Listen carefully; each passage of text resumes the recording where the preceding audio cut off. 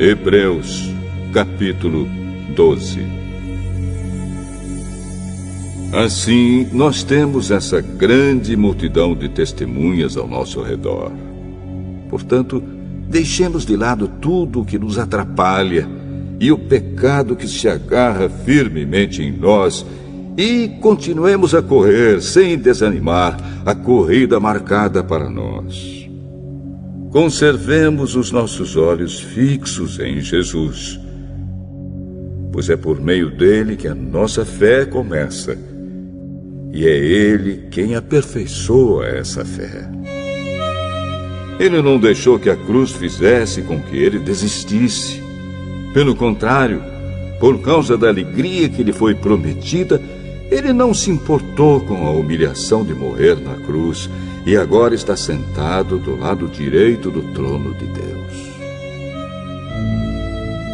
Pensem no sofrimento dele e como suportou com paciência o ódio dos pecadores. Assim vocês não desanimem, nem desistam, porque na luta contra o pecado vocês ainda não tiveram de combater até a morte. Será que vocês já esqueceram as palavras de encorajamento que Deus lhes disse, como se vocês fossem filhos dele? Pois ele disse: preste atenção, meu filho, quando o Senhor o castiga, e não se desanime quando ele o repreende. Pois o Senhor corrige quem ele ama e castiga quem ele aceita como filho. Suportem o sofrimento com paciência, como se fosse um castigo dado por um pai, pois o sofrimento de vocês mostra que Deus os está tratando como seus filhos. Será que existe algum filho que nunca foi corrigido pelo pai? Se vocês não são corrigidos, como acontece com todos os filhos de Deus, então não são filhos de verdade, mas filhos ilegítimos. No caso dos nossos pais humanos, eles nos corrigiam e nós os respeitávamos. Então devemos obedecer muito mais ainda ao nosso Pai Celestial, e assim viveremos.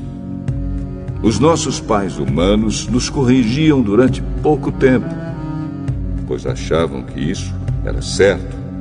Mas Deus nos corrige para o nosso próprio bem, para que participemos da sua santidade. Quando somos corrigidos, isso no momento nos parece motivo de tristeza e não de alegria. Porém, mais tarde, os que foram corrigidos recebem como recompensa uma vida correta e de paz. Portanto, levantem as suas mãos cansadas e fortaleçam os seus joelhos enfraquecidos. Andem por caminhos aplanados, para que o pé aleijado não manque, mas seja curado. Procurem ter paz com todos e se esforcem para viver uma vida completamente dedicada ao Senhor, pois sem isso ninguém o verá. Tomem cuidado para que ninguém abandone a graça de Deus. Cuidado para que ninguém se torne como uma planta amarga que cresce e prejudica muita gente com o seu veneno. E tomem cuidado também para que ninguém se torne imoral ou perca o respeito pelas coisas sagradas, como Esaú, que por causa de um prato de comida vendeu seus direitos de filho mais velho. Como vocês sabem, depois ele quis receber a bênção do seu pai, mas foi rejeitado porque não encontrou um modo de mudar o que havia feito, embora procurasse fazer isso até mesmo com lágrimas. Vocês não foram como o povo de Israel. Vocês não chegaram perto de alguma coisa que se pode tocar, como o Monte Sinai com seu fogo destruidor, a escuridão e as trevas, a tempestade, o barulho de trombeta e o som de uma voz. Quando os israelitas ouviram a voz, pediram que ela não dissesse mais nada pois eles não podiam suportar a ordem que dizia: até um animal, se tocar o monte, deverá ser morto a pedradas.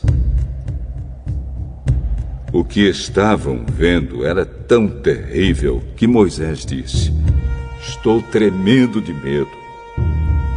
Pelo contrário, vocês chegaram ao Monte Sião e à cidade do Deus vivo, a Jerusalém celestial com seus milhares de anjos. Vocês chegaram à reunião alegre dos filhos mais velhos de Deus, isto é, daqueles que têm o nome deles escrito no céu. Vocês chegaram até Deus, que é o juiz de todos, e chegaram também aos espíritos dos que são corretos e que foram aperfeiçoados. Vocês chegaram até Jesus, que fez a nova aliança e que borrifou o sangue que fala de coisas muito melhores do que o sangue de Abel. Portanto, tenham cuidado e não recusem ouvir aquele que fala. Aqueles que recusaram ouvir a pessoa que entregou a mensagem divina na terra não puderam escapar. Por isso, muito menos escaparemos nós se rejeitarmos aquele que lá do céu nos fala. Naquele tempo, a voz de Deus fez com que a terra estremecesse. Mas agora ele prometeu isto: mais uma vez farei com que trema não somente a terra, mas também o céu. As palavras "mais uma vez" mostram bem que as coisas criadas serão abaladas e mudadas, para que as que não podem ser abaladas continuem como estão. Por isso, sejamos agradecidos, pois já recebemos um reino que não pode ser abalado. Sejamos agradecidos e adoremos a Deus de um modo que o agrade, com respeito e temor. Porque, na verdade, o nosso Deus é um fogo destruidor.